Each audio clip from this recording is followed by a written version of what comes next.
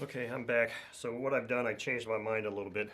I did go and get my marker, and I labeled these bins right, right, right, left, left, left. And instead of using these center ones as a common one like I had initially done, I had initially thrown this back plate in there. I'm putting the back plate, obviously, since it's a single piece, only one, not right side, left side oriented. I'm going to leave it over there, and this way I can use these for the heads, because I think the heads will fit in here more, and then I'll put other miscellaneous parts in here. So let's continue on.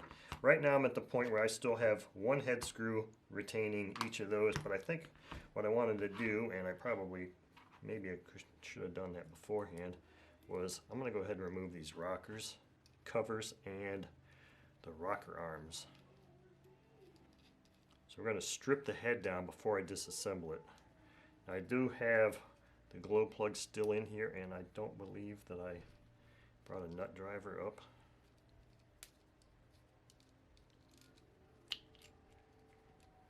So I'm not going to be able to remove the glow plugs at this time, but that's not a big deal. That can be done last. You may say, well, geez, those don't seem tight. They're not, because before I put the video on, I went through a lot of the screws and just broke them free. Now, I didn't do that for the cam covers, the timing gear case, but I did for the head and these, and of course the rocker guide pins, because the last thing I want is to have some kind of strange incident happen on video. It's happened before, and it's not necessarily pleasant. Okay, now is when I'm going to pull out this nice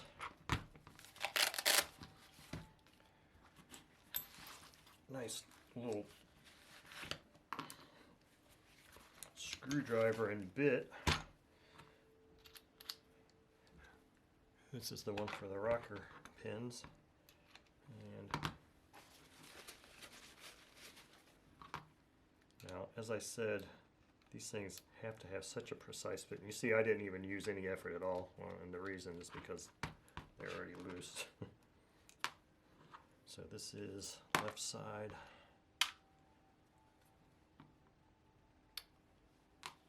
guess I could put that in heat.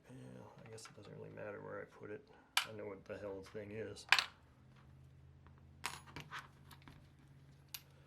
Just a matter of making sure it's right and left. Now, many people are going to say, oh my God, you're not keeping your push rods, rocker arms, exhaust, and intake the same. Or you're not keeping those separate. Yeah, you're right, I'm not. Because it's been my experience that this isn't a car. It's a model airplane engine. And I've never seen that be an issue here at all with whether you reverse the intake. Damn it. Whether you reverse the intake or the exhaust push rod or rocker arm, it doesn't make a difference. They're the same. These things don't wear. If they wear, then they need to be replaced. But I have never ever seen a push rod or a rocker arm that ever wore and needed to be replaced. And I can categorically say never. Never.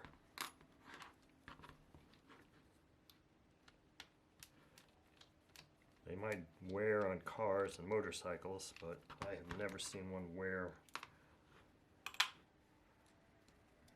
on one of these Saito engines or any other model four-stroke engine for that matter. Now I take that back. I have seen, I don't know what engine it was. I'm not sure if it was a Saito or an OS. I have seen a push rod that got mushroomed out because it was either not fully engaged properly or it just was seriously hydrolocked, and whoever was running it just kept hammering it with a starter, and it did mushroom out the push rod. So that can happen if you abuse an engine. It can happen, but in general it doesn't happen. this last head screw. These things will just pop right off.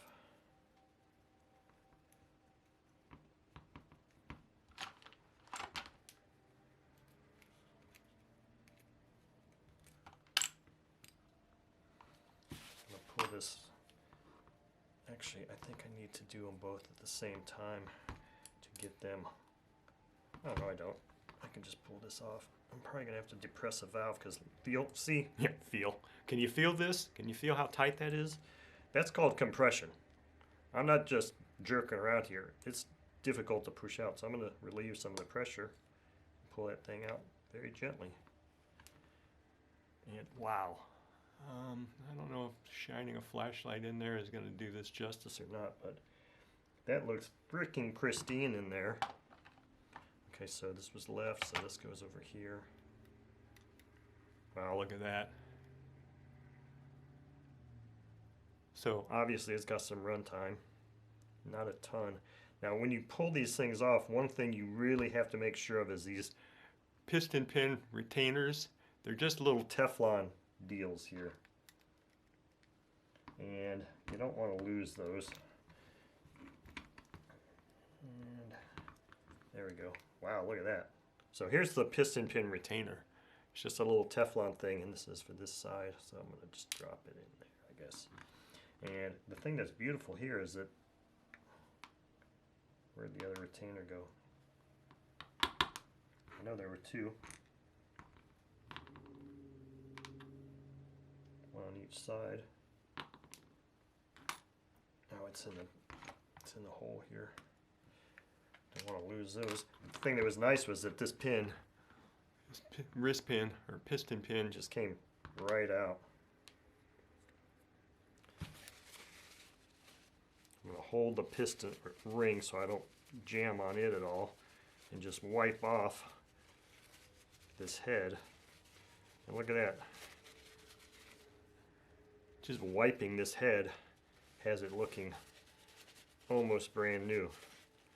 So this is part of the thing that's so fun about doing this. I wasn't doing this necessarily just because I knew there were bad bearings, because I don't think there are bad bearings in this engine. But part of the reason I was doing this was to determine how much runtime was on it. And just looking at the valves in there, the inside of the head, and now looking at this and seeing how I can just wipe that off and make that piston head look perfect. I mean, I don't even know that this thing needs to go in the ultrasonic cleaner. It looks fine to me. That tells me that's a really low runtime engine. And I believe I possibly alluded to that in that when I was saying, I don't know if you're going to be able to see it or not. There's a lot of stuff on the outside in the fins of these heads. Kind of like garbagey looking stuff that I tried with a toothbrush to get in, and it just wouldn't come out. So an ultrasonic cleaner is going to be required to really clean these heads up and the nooks and crannies in here and stuff like that. That doesn't necessarily mean that it was a high time engine. It may just mean that it was stored in an unusual area or a dirty area, because apparently, obviously, it looks like this engine is not a high time engine. So that was left, this is right. Okay, so I'm going to remove this last screw, and then we'll look at the connecting rods and how they're set up on this engine.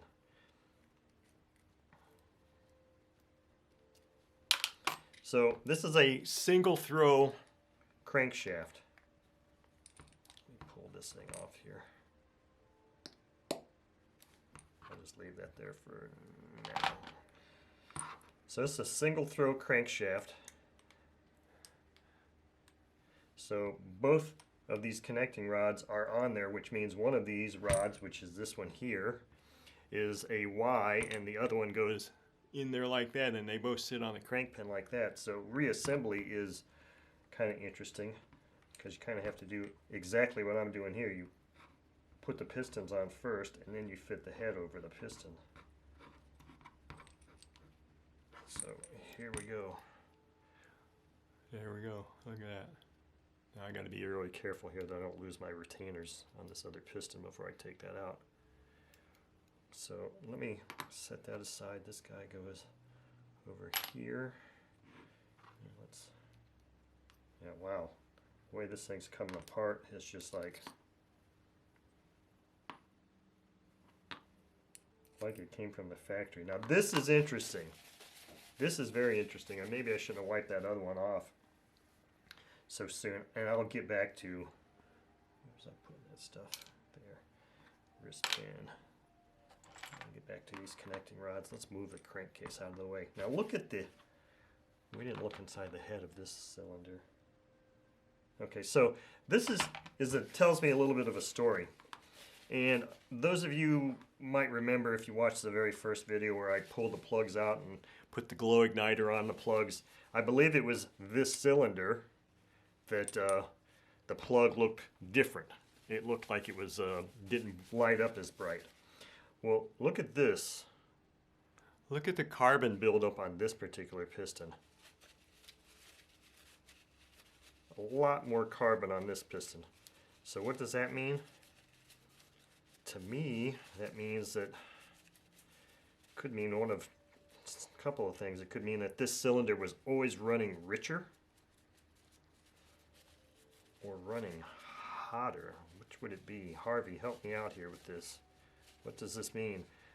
Left-hand piston was lightly carameled, Harvey. Right-hand piston head heavily carboned up, but yet still able to wipe probably 90% of it clean. So that tells me, like I said, it's either it was super rich or hotter. But if it was hotter, you would think that the carbon wouldn't come off as easily as it just did, because I basically just wiped this thing down and made it look almost brand new again. Now on this exhaust side, there's still a little bit of darkness in there. Put that up in the exhaust side. Yeah, a little bit of darkness in there.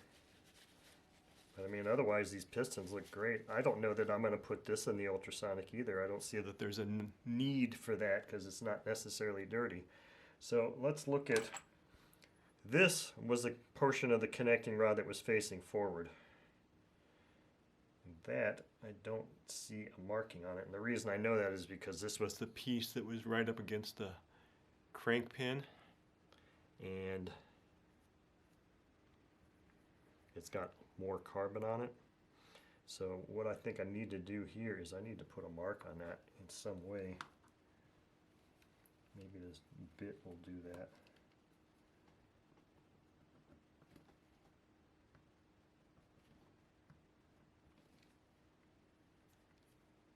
Okay, I kind of scribed the letter F. I don't think you're going to be able to see that. I scribed the letter F with the edge of this blade.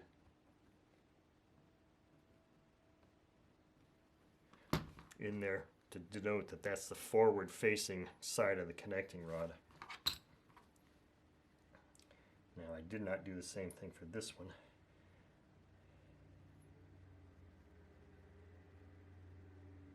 Hopefully it doesn't matter on this one because I've already lost the orientation of that. Should not matter, but let's now wipe this.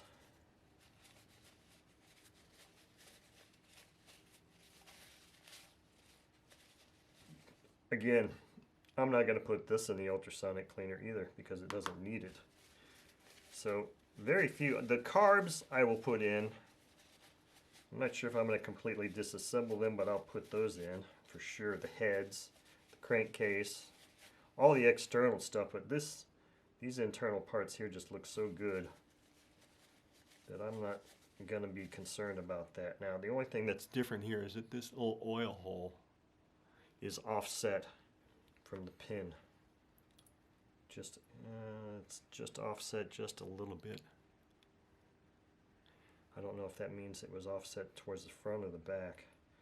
At this point it doesn't matter because I don't know anyway. I got a 50-50 shot at getting it right, so put those in there like that, and now we're left with just our crankcase and the timing cover. So I think we're going to break here and make this a separate section again.